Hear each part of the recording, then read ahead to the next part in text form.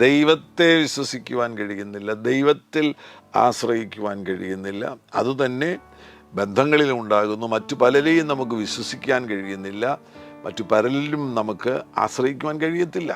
ഇങ്ങനെയൊരു നിലയിലേക്ക് വന്നിരിക്കുകയാണ് എങ്കിൽ അപകടകരം.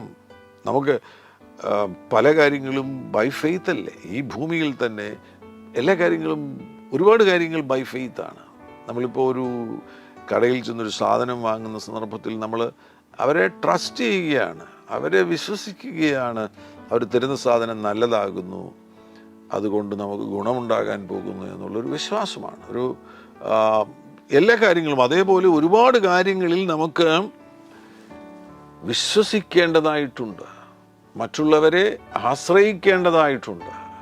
എങ്കിൽ മാത്രമേ ഈ ഭൂമിയിൽ ജീവിക്കുവാൻ കഴിയത്തുള്ളൂ. ദൈവത്തിൽ വിശ്വസിക്കുക മാത്രമല്ല, ദൈവത്തിൽ ആശ്രയിക്കുക മാത്രമല്ല, ഈ ഭൂമിയിൽ തന്നെ നമുക്ക് മറ്റു പലരെയും വിശ്വസിക്കുകയും ആശ്രയിക്കുകയും ചെയ്യേണ്ടത് ആവശ്യമാകുന്നു. ഇപ്പോൾ നമുക്ക് വിശ്വസിക്കുവാൻ കഴിയുന്നില്ല എങ്കിൽ എന്തുണ്ടാകും? സംശയമുണ്ടാകും. പലരോടും പല കാര്യങ്ങളെ ചൊല്ലി നമുക്ക് സംശയമുണ്ടാകും. ആശ്രയിക്കാൻ കഴിയുന്നില്ലെന്നുണ്ടെങ്കിൽ നമ്മൾ തന്നെ എല്ലാ കാര്യങ്ങളും ചെയ്യുവാൻ വേണ്ടി ശ്രമിക്കും. അങ്ങനെ നമുക്ക് ചെയ്യാൻ കഴിയത്തില്ല. പലരുടെയും പക്കൽ ചുമതലകൾ ഏൽപ്പിച്ചെങ്കിൽ മാത്രമേ, കൂട്ടായി പ്രവർത്തിച്ചെങ്കിൽ മാത്രമേ വിജയം നേടിയെടുക്കുവാൻ കഴിയത്തുള്ളൂ. അത് പരിശോധിച്ച് നോക്കുക. വിശ്വസിക്കാൻ കഴിയുന്നുണ്ടോ? ആശ്രയിക്കാൻ കഴിയുന്നുണ്ടോ?